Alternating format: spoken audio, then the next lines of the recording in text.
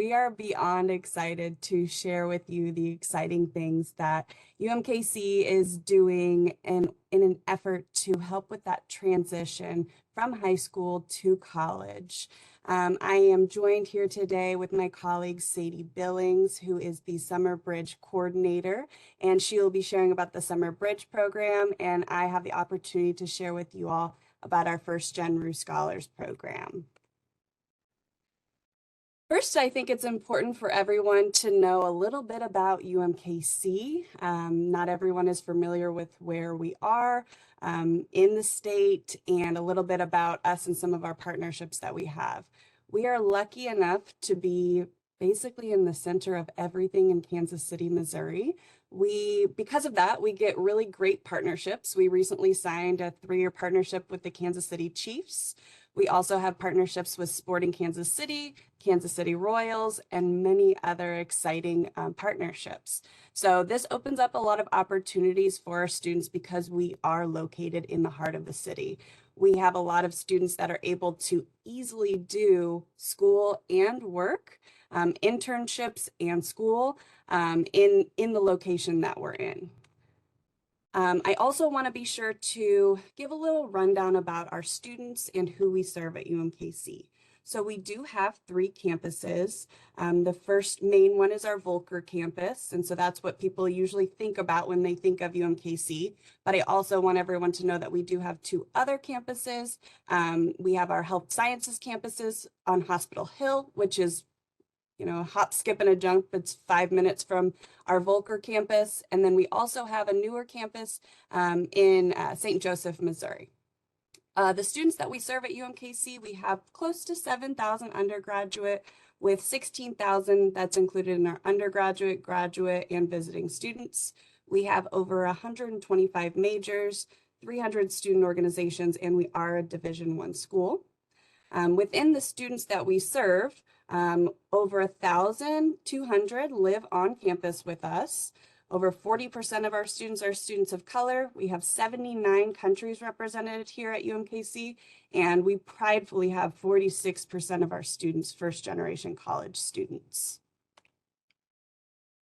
When we're talking about these transition programs from high school to college, it's important for us to talk about the students that are coming into our campus that we are supporting through these programs. So our freshman students. Recently, 2021, we transitioned to be a test optional school at UMKC. And so we do not require an ACT or an SAT score to be provided to be admitted to UMKC.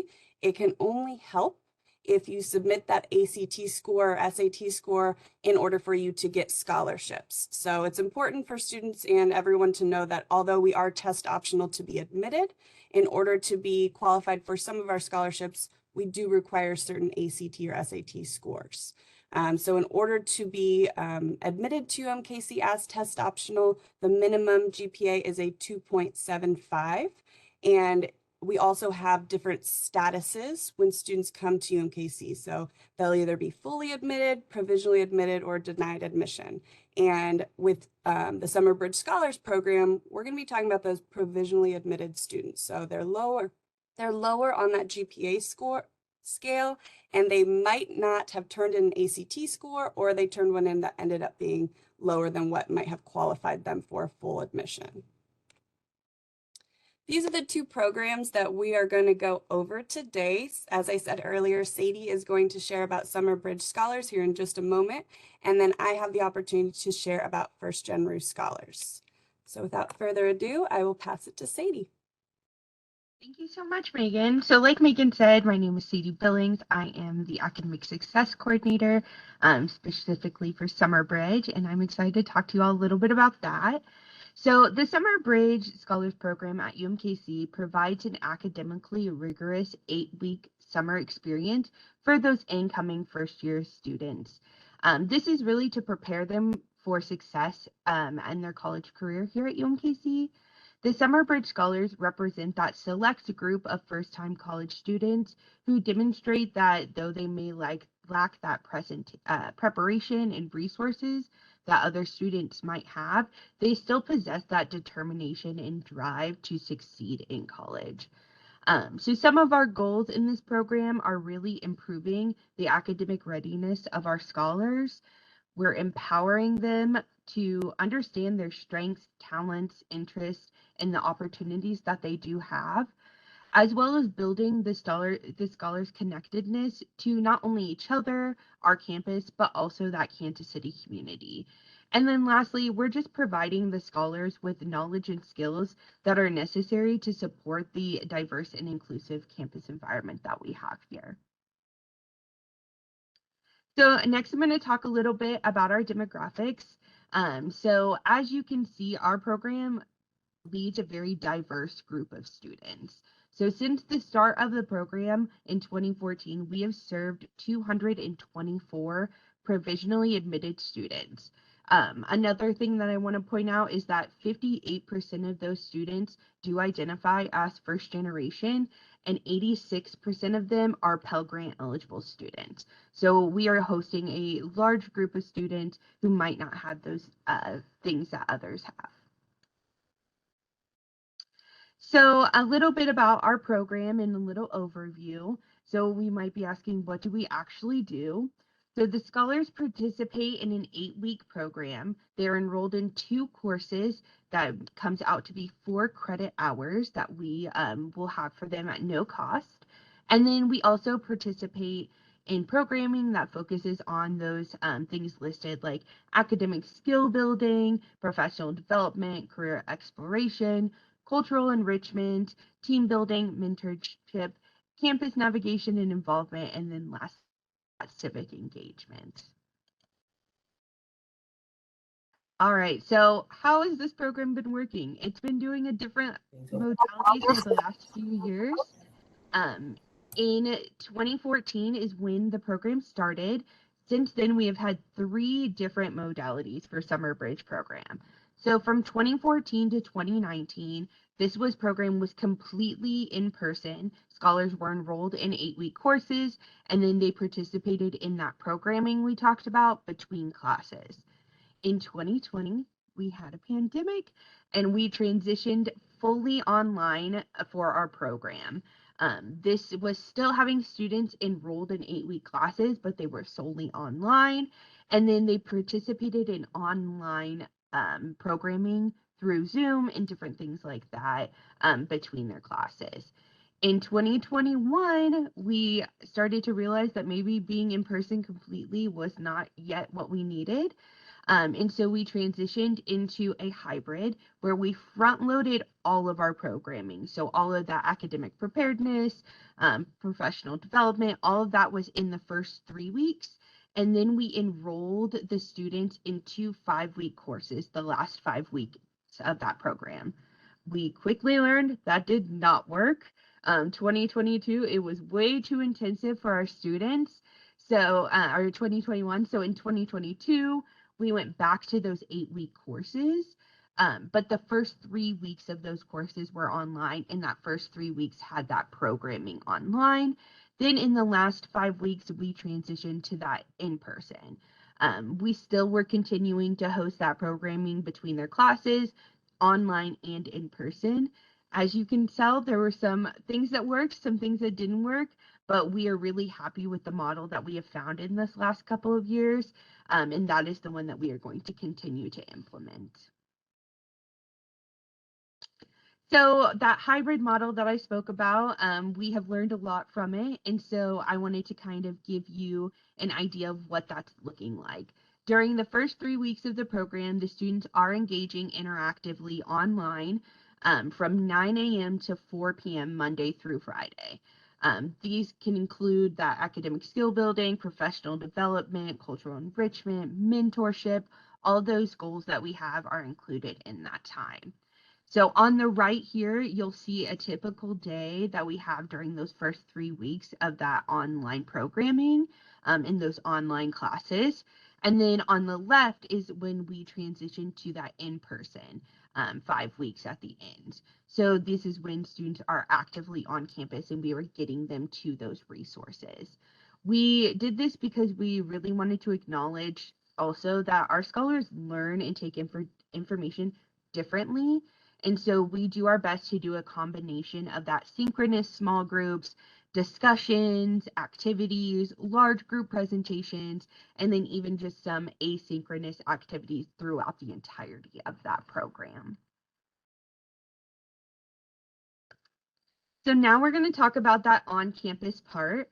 So we have a residential program that we have for our students. So students will have the opportunity to reside in a residence hall for no cost, and continue their engagement with those two courses in person in all of those programs that we have from 9 a.m. to 5 p.m. Monday through Friday. So the same as when it was online.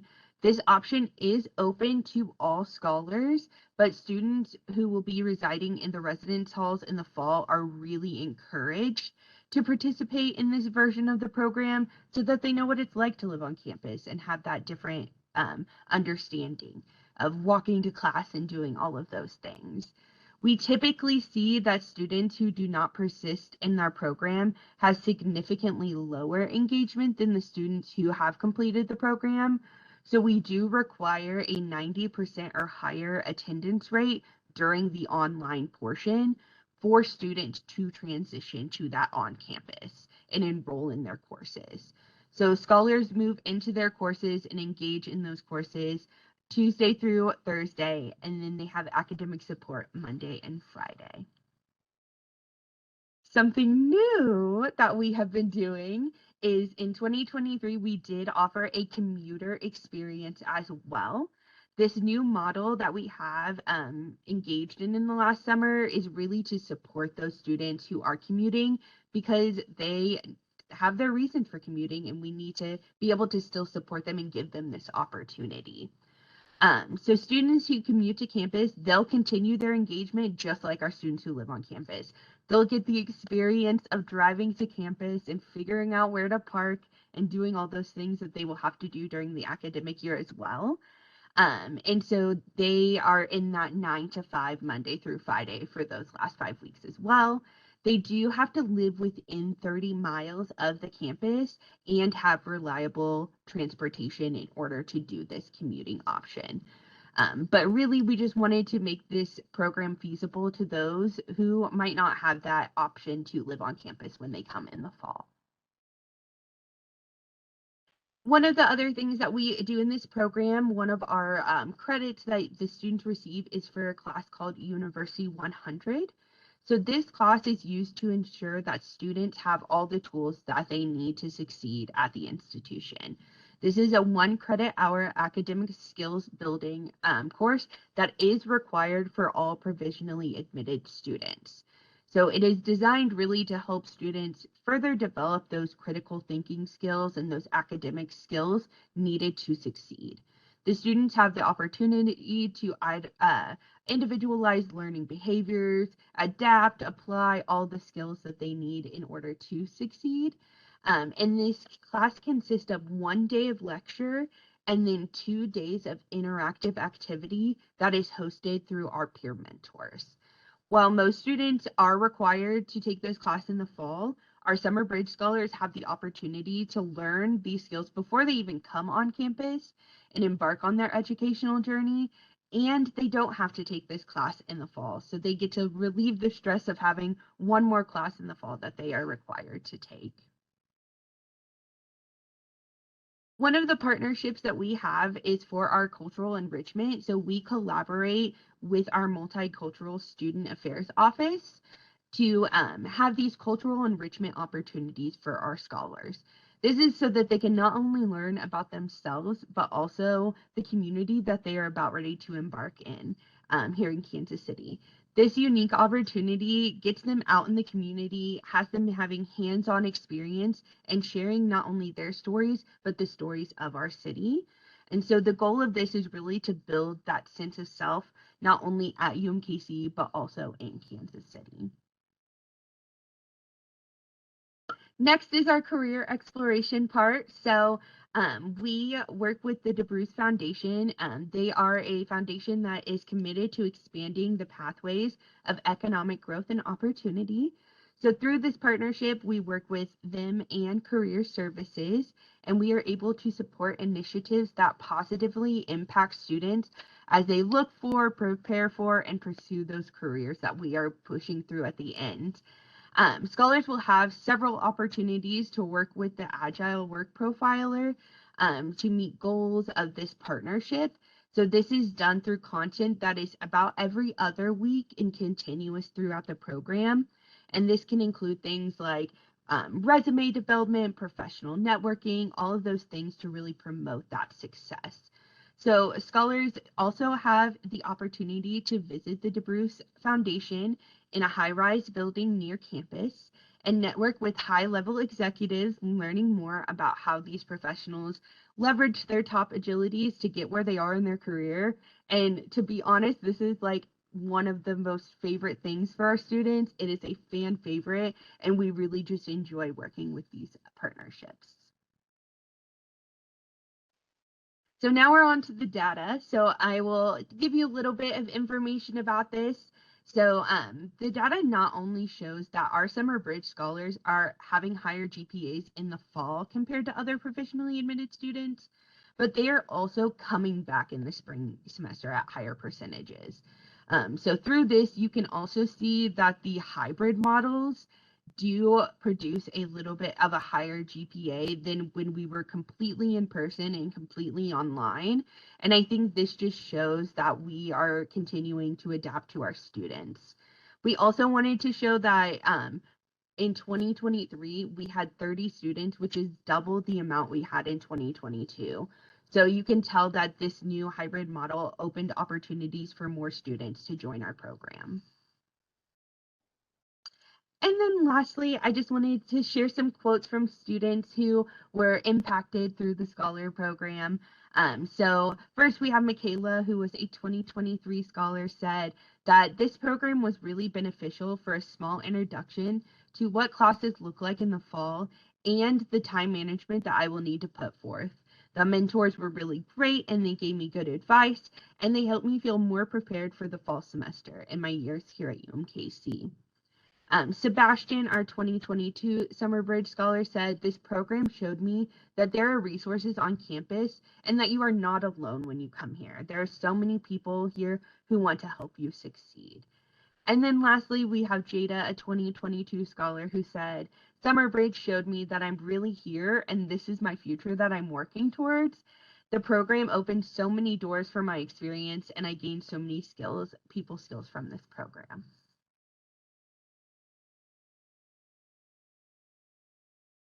Amazing. Thank you so much, Sadie. And I think it's just worth telling the audience that I used to be the Summer Bridge coordinator, and during my time in 2019, Sadie was actually the lead peer mentor who taught me how to run Summer Bridge. So having her be a part of our team is a full circle moment, and we love to have somebody that has the experience of understanding the student population. It definitely every day is a challenge. We want to make sure we're supporting these students in a way that a lot of other institutions aren't doing. And so we want to step up to the plate, and having someone that has that experience has just brought a whole new level of excitement to our program. So also, Sadie is also first gen, which helps us in supporting our first gen RU Scholars program. So I am really excited about all of the growth that we have had at UMKC around supporting first gen students. Before I talk about that, it's really important that we come to a shared definition and everyone is able to understand how UMKC defines first generation college students. Those of you that work with these students know that every institution uses a different definition. And so for UMKC, we define first generation college students as any student whose parent or guardian did not receive a bachelor's degree in the United States. Even with this definition, we still get a lot of people that don't know if they're first gen and they have a lot of questions. And so you'll see on our website and on our application, we also will put a few things in there to say, you're still first gen if Your sibling went to college and got their bachelor's degree. Your aunt got their bachelor's degree. They took a few classes and then they dropped out, or they have their associate's degree or a technical degree. These are all things that are, amazing things for you, but you are still a first generation college student by definition at UMKC. So at UMKC, we have a robust first gen RU community, and I wanted to be sure to share with you all some of the things outside of the first gen RU Scholars program that we're doing to support first gen students. So we did receive the designation in 2022 to be a first gen forward institution. We recently were recertified as a first gen forward institution, and we're really excited about that badge of honor that we get to wear that says that we are committed to supporting first gen students here at UMKC. We also have a community of first gen faculty and staff that are a part of our First Gen Proud directory. So this is a website that has our first gen faculty and staff that identify as first gen proud, and they put little pieces of advice, tips, tricks, etc. to help our first gen students know that they're not alone in this journey. We have a lot of first gen faculty and staff, and we host a lot of events that bring them into the student's life so that they can learn from their experiences. We also at UMKC, we do ask that our first gen faculty and staff put first gen proud on their email signature and put first gen proud on their syllabus. I can't tell you how many scholars and peer mentors will come into my office after the first week of class and say, did you know so-and-so is first gen? They put it on their syllabus, and that small little piece changes the game for our first gen students. They see themselves in their instructors and immediately builds a connection for them. We also have 2 student organizations on campus that are dedicated to first generation college students. So we have the First Gen Student Union, which is open to all first generation college students, and they do a lot of fun connection programming for first gen students. We also have our Tri Alpha chapter at UMKC, and this is an honor society that recognizes the academic achievement of first gen students. We have a GPA requirement and some service commitments that we ask of students that are inducted into Tri Alpha, and they also are able to induct faculty, staff, and alumni into Tri Alpha so that they can continue to build those networks for our first gen students. One of the most common questions that we get asked is first gen RU the same as first gen RU scholars? And we have to make this distinction because we do offer programming to all first generation college students through the First Gen RU program. So you are a first gen RU if you are a UMKC student who meets that definition of being first gen. This includes undergraduate, graduate, transfer, part-time, full-time, international, whoever you are a first gen RU. And then we have our First Gen RU Scholars program. So the Scholars program is designed for incoming first-time college students who are first gen. Right now, we're just a 1-semester program. So we go from the week before classes start until December. And then we send our First Gen RU Scholars out into the university. By that point, we have connected them with all of the resources that they need to be successful. But it's just a 1-semester program for our incoming freshman first gen students. This right here talks about our goals, and what I think is most important to talk about with our goals of First Gen RU is that we recognize the strengths and the value that First Gen students bring to our campus. We know that in some points in their life, they might have felt discouraged or disappointed or embarrassed by being first in their family. But here at UMKC, it's something we celebrate. They are trailblazers. They are doing something that is extremely courageous and brave. And so we want to really celebrate that here at UMKC. We help our students navigate campus. So yes, you need to know where classes are, but also the bureaucracy that comes with a higher education system. We teach them tricks and tips to kind of navigate the bureaucracy. We also help serve as a liaison for our first gen students. And instead of just referring them to an office, we're going to have a peer mentor walk them over to that office or send that email that directly connects somebody to our first gen students. We also have academic preparation programming, we help them with time management, note-taking skills. Every single week, we have study hall with these students. And so we do have programming to help with that academic preparation and build that gap for them.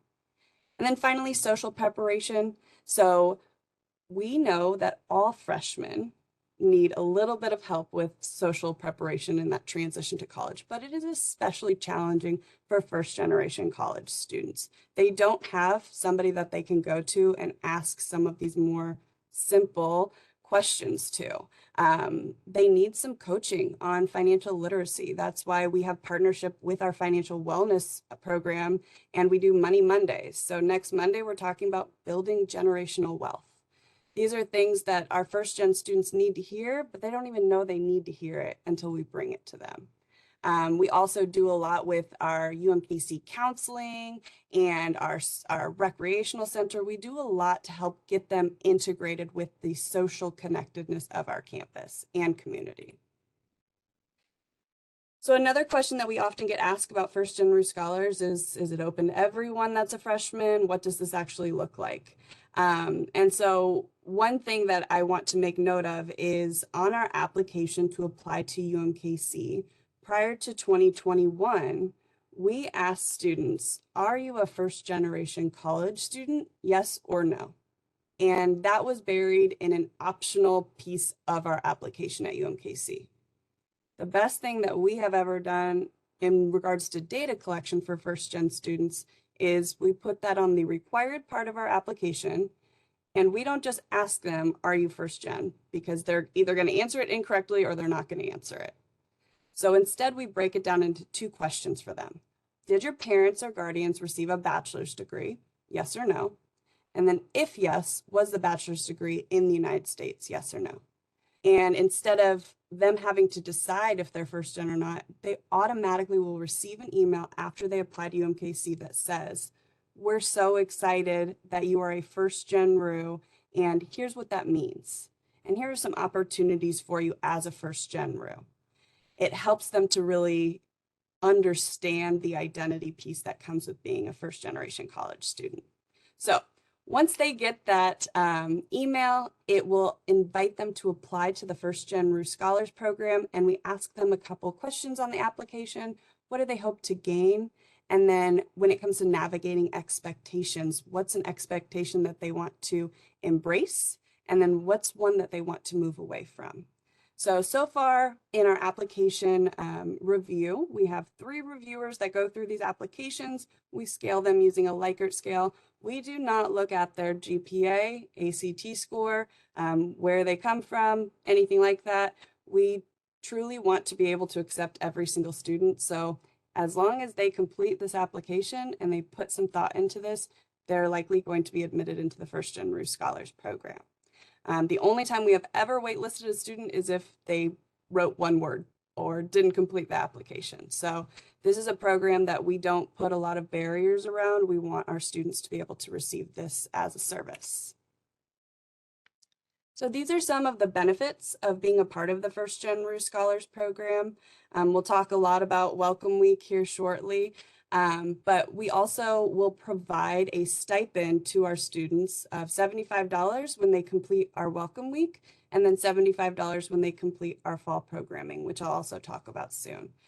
They get assigned a first generation college student as a peer mentor. All of our freshman students at UMKC have the opportunity to meet with a peer mentor through one of our partner programs, the Peer Academic Leadership Program on our campus. The difference for us is all of our peer mentors are first gen themselves, and so they will get either one or the other. They won't have 2 peer mentors, but if you're in first gen Rue Scholars, you're going to get a first gen peer mentor. And then we have a ton of interactive programming that I'll go over here shortly. So here's a picture of our first gen Rue Scholar class and peer mentors from this year. We have grown tremendously since we started in 2019. We have 104 scholars with us in the fall semester. So the welcome week happens the week before classes start, and students that live on campus get to move in early, and First Gen Rue will pay for that early move in.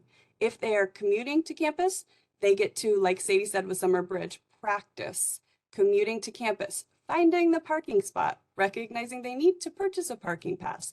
They get to navigate that before classes start, so they don't have to do it during the hustle and bustle when everyone else is doing it that first week of class. So we have move-in day on Sunday. We start our programming on Monday, the week before classes start. And we have our peer mentors. Honestly, most of the programming on here is run by our peer mentors. They help us plan it. They help us run it. I am not an expert in this content. I went to school a long time ago, and I want the students to learn from students that are currently in the same situation as them. And so Sadie mentioned we change our program. We listen to our students. We want to make sure each year we do a little bit better. And so in the past, for campus navigation, we used to do a scavenger hunt because that's what everyone did on our campus. So that's what we did. Well, what we heard from our students was it would have been really nice if we went into the actual buildings and could kind of walk our schedules and say, this is where your chemistry class is going to be. This is the building where you're going to go to your first semester experience class. And so this year, that's what we did. We took 104 students, broke them out into groups, and our peer mentors went into the buildings where their classes were going to be and walked their schedule with them. We also help them navigate all the different technology. If you work in higher education, you know there's a lot of technology that the students are expected to walk in and just know how to use it. These students get some hands-on guidance from the peer mentors, really walking them through the different technology pieces that we use at UMKC. We also allow them to sit in academic sessions with our first gen faculty members that lead these 50-minute lectures to get them to experience what it's going to be like their first week of class.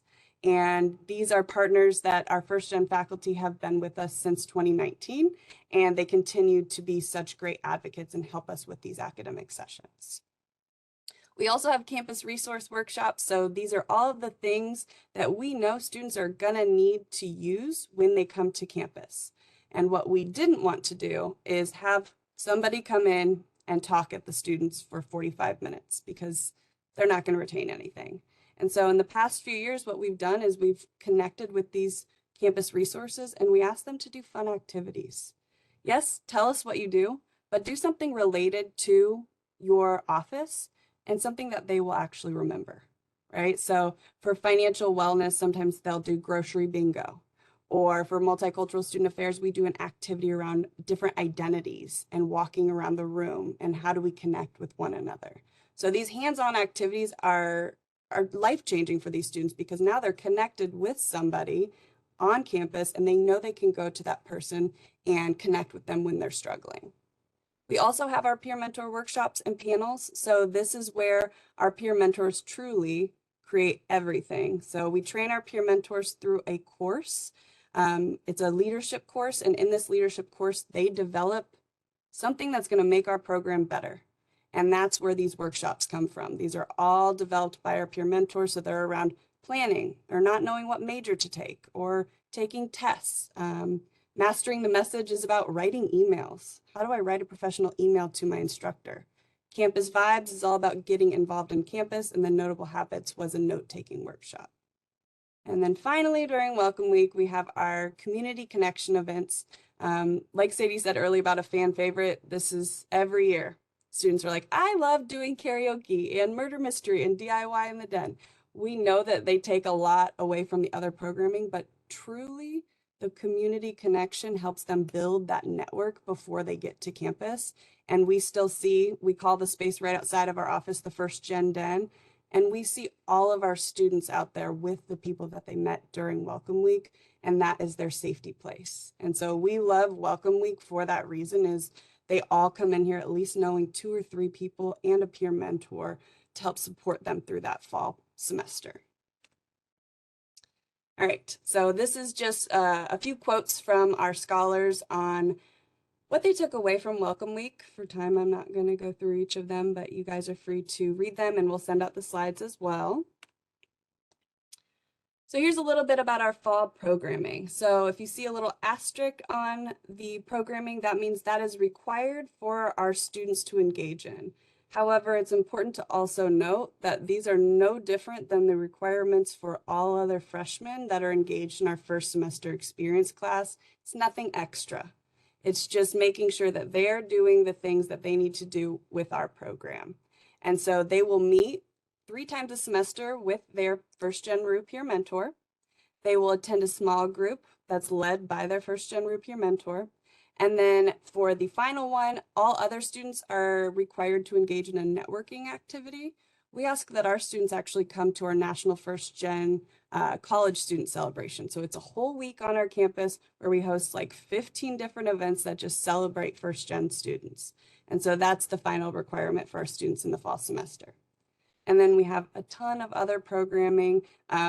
If there's any noise behind me right now, it's because right now we're actually doing lunch with a first gen professional where we bring in professionals from different fields and they get to eat lunch with these students and talk about their experience as a first gen student coming out into the workplace.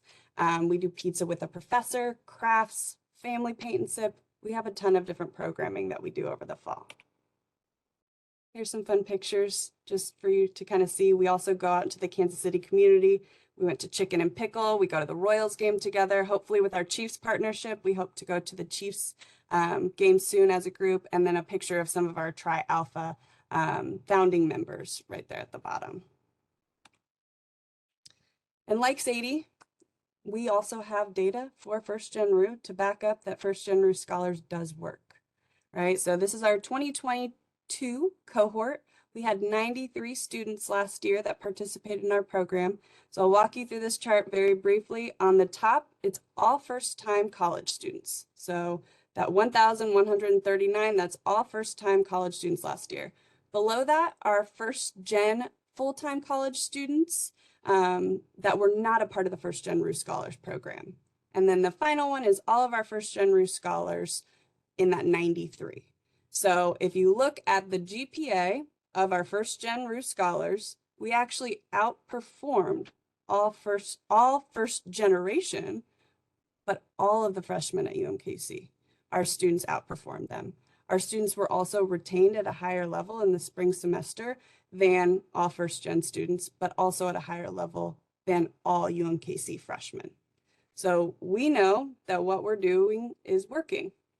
And it has a little slide that said expanded data because I think it's also important to note that we know that the components that we have built for First Gen RU Scholars, doing all 5 of those fall programming and doing our welcome week are important to these students' success. So this is actually broken down. All First Gen RU Scholars are at the top.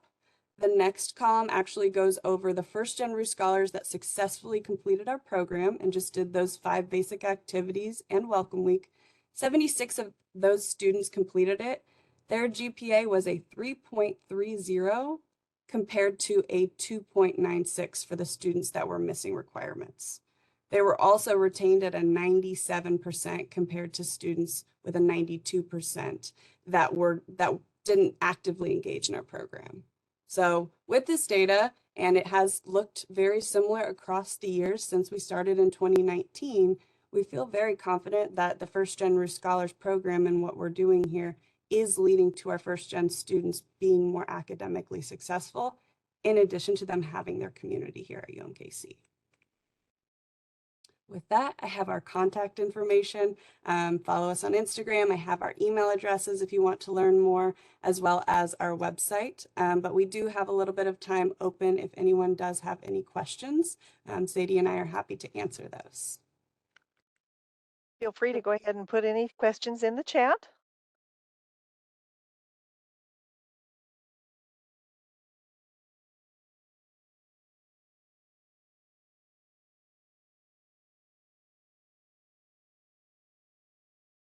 I thought I'd ask one initial question on your first gen Proud process. How do you recruit people for that?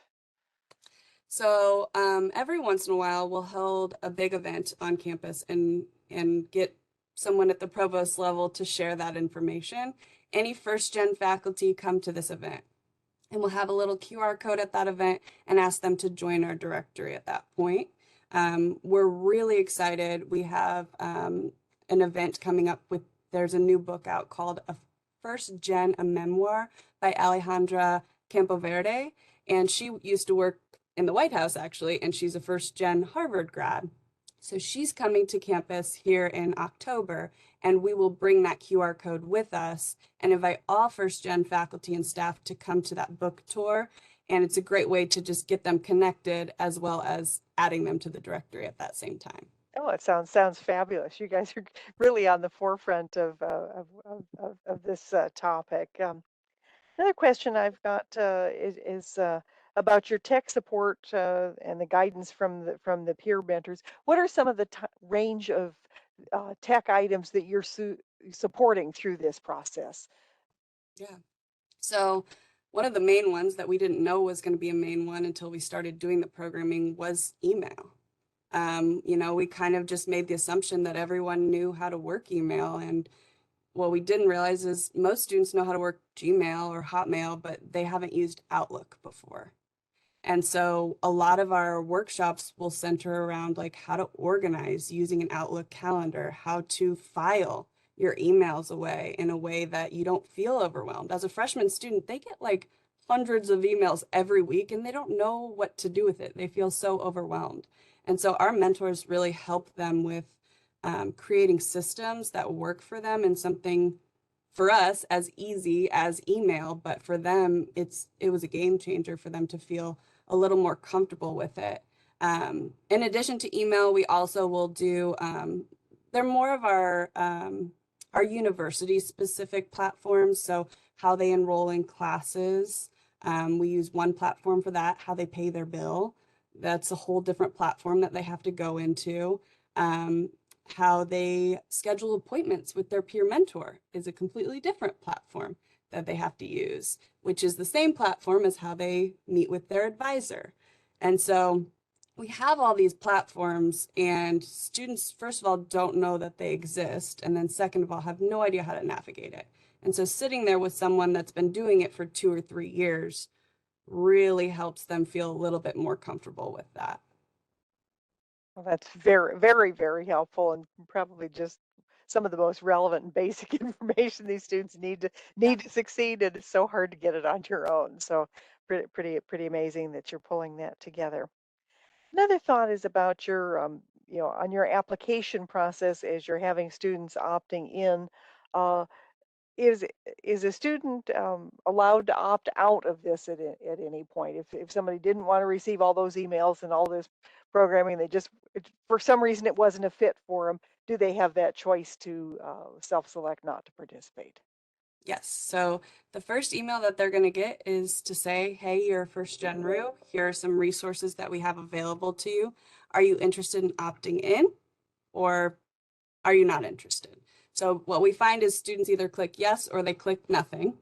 And so they'll continue to receive emails from us until they say that they're not interested in this programming.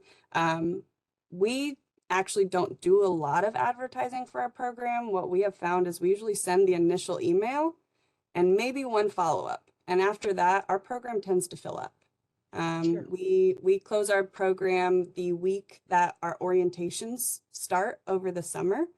And this way, every time a student walks onto our campus for orientation, we meet with them during orientation. They're connected to a peer mentor, and they immediately know what to expect in the First Gen RU Scholars Program the summer before they actually come here.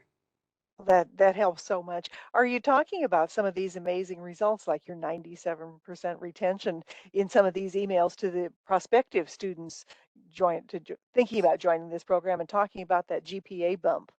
Yeah, so what's funny about that is I thought students wouldn't care. Like, I thought they don't want to see the data, they want to see like all the fun things they're going to do. And we actually heard feedback from somebody that was a scholar that turned into a peer mentor when she was working with me on creating a presentation for professionals. And she said, why didn't we know that? I didn't know that being a part of this program basically increased my odds of doing better here at UMKC. And I was like, okay, so students do want to hear this stuff. So as of this past year, we have started putting some of our data and some of those benefits that they will be able to reap if they're a part of our program. Oh, that's terrific. And can you also share with us a little bit more about your partnership with the DeBruce Foundation and the Agilities Profiler that you use and how that works and how you integrate that across your program?